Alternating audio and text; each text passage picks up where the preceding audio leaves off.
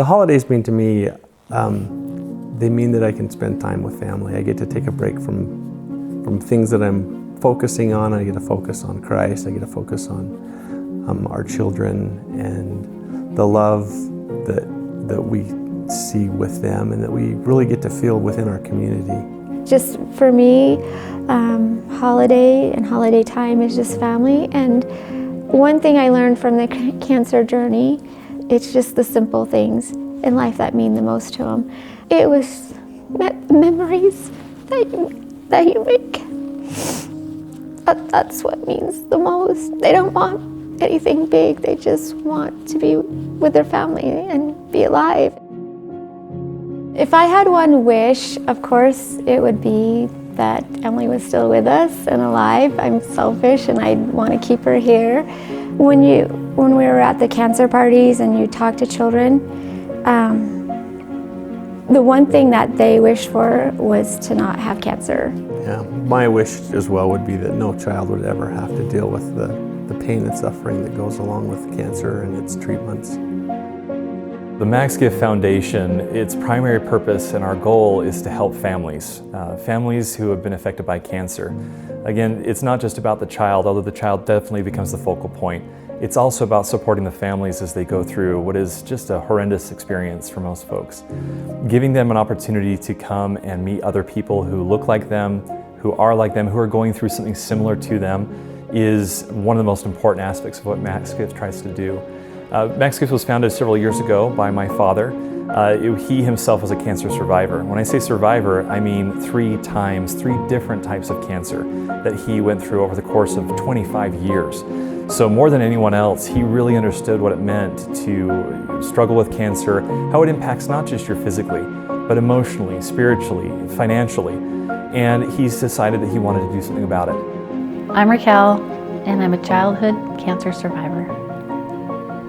This particular time, and I remember this so well, I was laying on the floor and watching Grizzly Adams, and my dad got home from work, and he came in and laid down next to me, and he was kind of behind me, and so I couldn't see his face, and he started stroking my hair, and of course, hair was, coming out into his hand.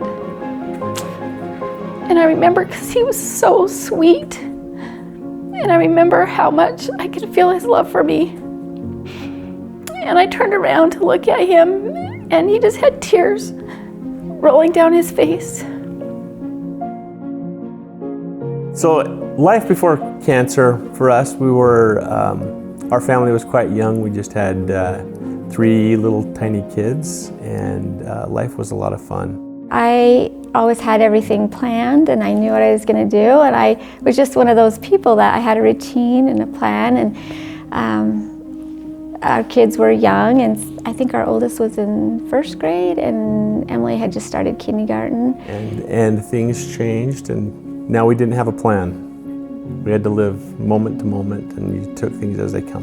The mission of Max Gift is really just very singular, but with a lot of different aspects. In other words, my dad founded the organization to help the children. That was the ultimate goal, the first and last.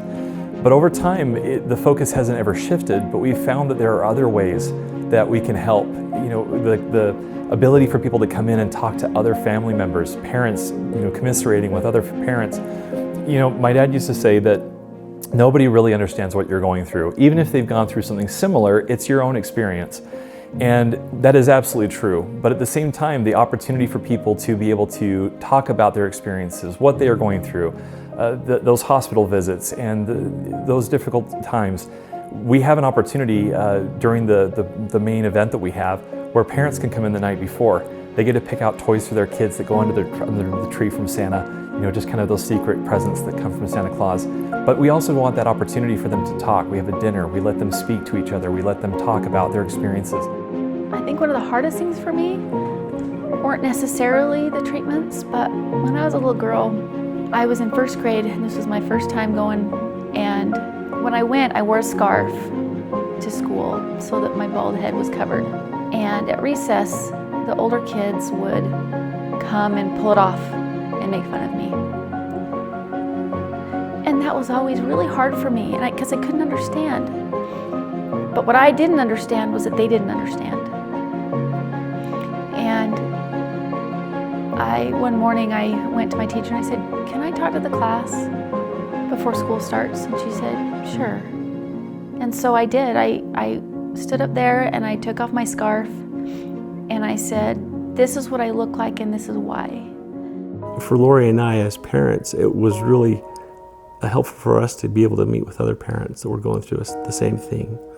And then to share Mac's gift with those parents that we had met in the hospital that were just newly diagnosed was a great thing as well.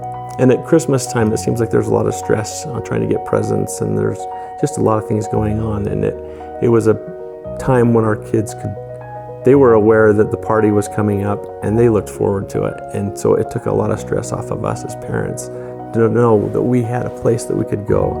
The kids were excited to get gifts and excited to see these friends. And it was a really, really special time for our kids. So my parents would come to the party every now and again with me, and it was the neatest thing. My mom was going through cancer, and she came at the time. She had a wig, and my mom always was done up and looked very nice all the time. And we were there, and we're sitting at the table, and this little girl comes over and starts talking to her, and my mom starts talking to her, and pretty soon I look over, and my mom has her wig off, bald. And I just was shocked because that's not something that she would regularly do. And that little girl and my mom had this connection I will never forget. Not only did my mom make that little girl feel comfortable, but that little girl made my mom feel comfortable. So much that she would take off her wig. Like, I had never seen her do anything like that. And I thought, this foundation creates moments for families.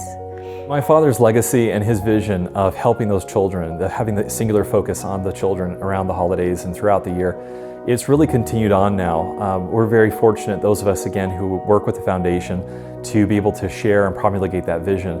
In fact, we are, as far as I know, the only organization who is a charity who has zero money, not 1 cent that comes in either through donations or through the gifts, not 1 penny goes to pay the salary of anyone who works with the foundation. And to all those people who helped me and my family, the time that was taken to just sit and talk to me, to tell me a story that wasn't in a book, that was made up, to tuck me in at night, that ran me to the emergency room when I couldn't stop throwing up blood. For those who took time for my parents, thank you. It seems such a small thing, but that's all I can say is thank you. It means more than you'll ever understand.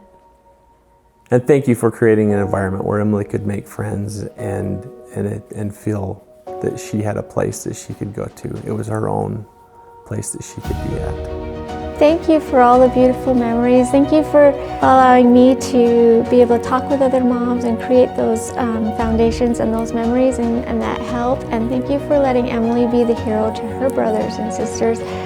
By being able to go there, she was able to know that they were going to get a Christmas. So I invite you to donate today. Thank you so much for what you do.